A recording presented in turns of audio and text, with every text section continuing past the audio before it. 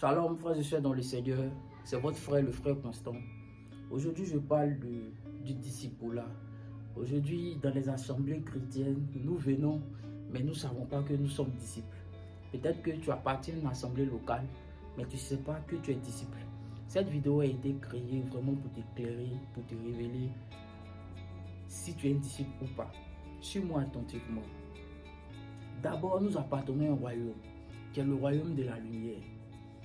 Et ce royaume-là est opposé au royaume des ténèbres. Et dans ce royaume-là, pour adhérer, il y a des règles, il y a des principes et des lois.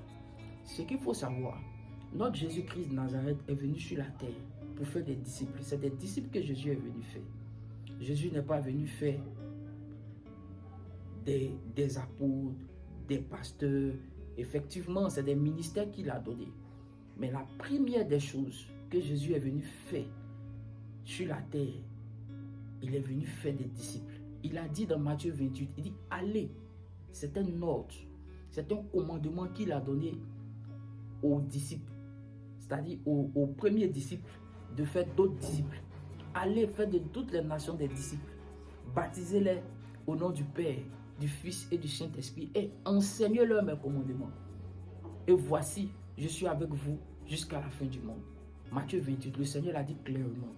Alors si tu veux adhérer à ce royaume, c'est très simple. Tout simplement, c'est très simple. Premier critère pour adorer au royaume de Dieu, pour être disciple de Jésus, il faut te baptiser. C'est tout simplement ça. Le baptême par immersion. Mourir pour Jésus et se relever avec Jésus. C'est ça le baptême. Tu meurs avec le Christ, tu ressuscites avec le Christ. Le baptême par immersion. Pas le baptême où on verse shampoing sur toi. Non, le baptême par immersion. Sache que si tu as fait ce baptême-là, tu dois te rebaptiser. Tu dois faire le baptême par immersion. Le premier critère pour appartenir au royaume de Dieu, c'est de faire le baptême par immersion. Et aussi, ce qu'il faut faire aussi, c'est de croire en Jésus-Christ de Nazareth. Il dit en Romains 10, à partir du verset 9, il dit si tu confesses de ta bouche le Seigneur Jésus-Christ et si tu crois dans ton cœur que Dieu l'a ressuscité d'entre les morts, alors tu seras sauvé. Oui, il faut croire en Jésus-Christ de Nazareth. Il faut faire ton baptême. Amen. Tu vas voir, tu seras disciple du Seigneur Jésus-Christ. Et la deuxième chose aussi qui va t'apparaître lorsque tu vas croire en Jésus, lorsque tu vas te baptiser, il y a une seconde chose qui va t'apparaître. On appelle ça la nouvelle naissance. Ça se trouve dans Jean 3 à partir du verset 3. Il a dit à Nicodème, un docteur de la loi, un théologien, un grand enseignant en ce temps qui était enseignant de la loi de Moïse. Il est venu vers Jésus et Jésus lui a dit, si un homme ne naît d'eau et d'esprit, il ne peut voir le royaume de Dieu. Si un homme ne naît de nouveau, alors qu'est-ce que la nouvelle naissance rapidement? La nouvelle naissance, c'est tout simplement être né de Dieu. C'est-à-dire, tu es né de Dieu. Dieu t'a mis au monde. Dieu t'a engendré. Quand on est d'abord dans ce monde, on est d'un père et d'une mère. Et il y a une deuxième naissance qu'on appelle la nouvelle naissance, c'est être né de Dieu. Oui, il faut que tu aies cette naissance-là pour être disciple du Seigneur Jésus-Christ. Tous ceux qui sont disciples ont reçu cette naissance-là. Ils ont reçu cette intimité avec le Père. Même Paul l'a dit très bien dans le livre de Galates 1 à partir du verset 12. Il dit l'évangile que je prêche, l'évangile que j'annonce, je ne l'ai ni reçu ni appris d'un homme, mais c'est par révélation de Jésus-Christ. Oui, Jésus l'a révélé, c'est cet évangile-là. C'est Jésus qui lui a donné cet évangile-là.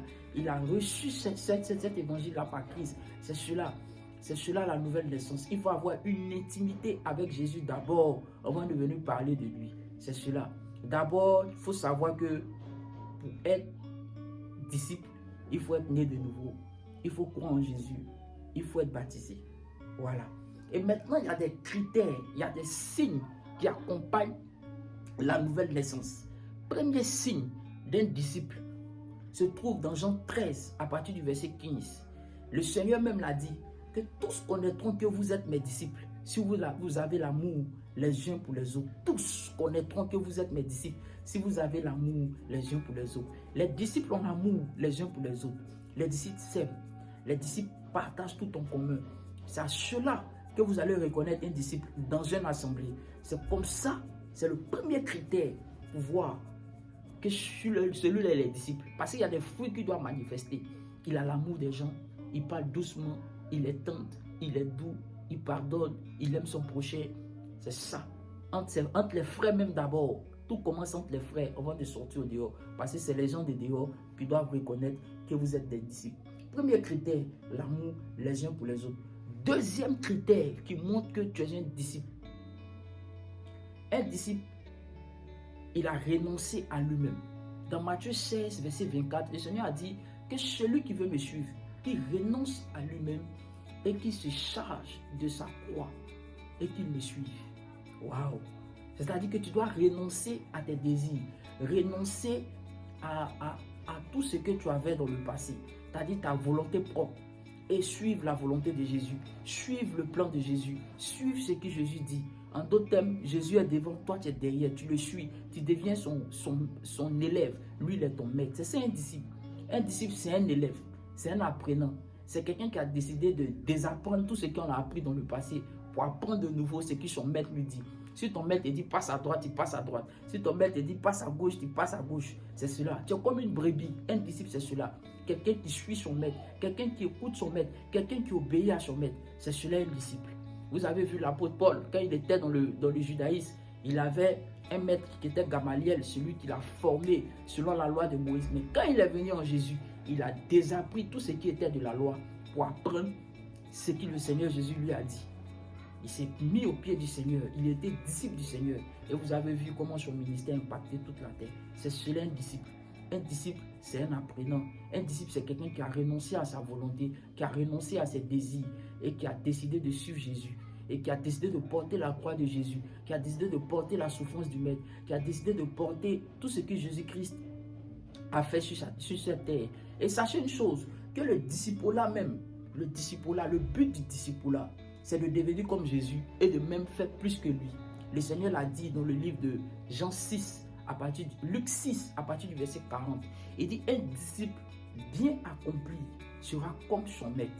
Mais un disciple n'est pas plus grand que son maître. Sachez ça. Mais quand un disciple est bien formé, quand un disciple est bien accompli, quand un disciple est bien enseigné, il devient comme son maître et même plus que son maître. Parce que le Seigneur a dit, si vous croyez en moi, vous ferez les choses que j'ai faites et même de plus grandes. C'est cela un disciple.